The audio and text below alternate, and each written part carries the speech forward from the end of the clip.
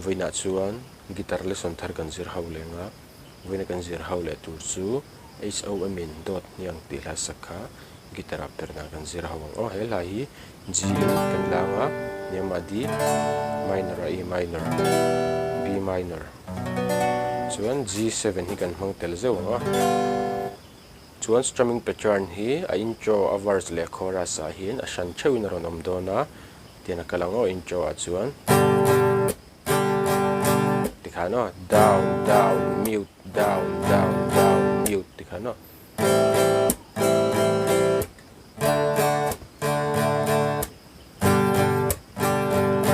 tikhana kalang chuan a verse a hian tlem in har sa dona hi tian kan strum ang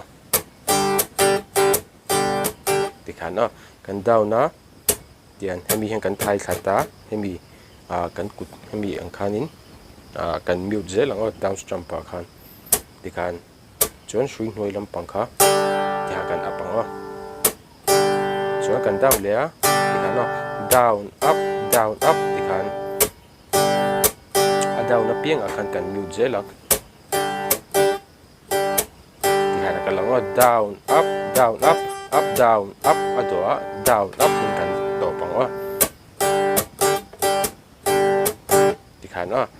chuan a topa down up kan ti zo khan kan mute zelang tikhan down up down tikhan down mute up down mute up kan mute leng halang tikhan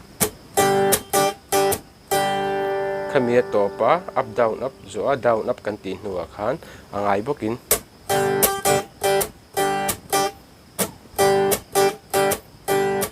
tikhan kan zom zelang chuan a chorus a chuan ti kan strum thei down up top khan ni mai DAWTHNIA na na na na na na na na na na na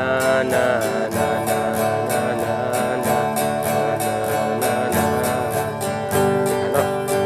lại tiếp cần strum thầy tikhano down up down tikhan amute tel mi lo po khan tikhan kha chu kan thu har kan ti do chuan te tikha kha har kan ti chuan down up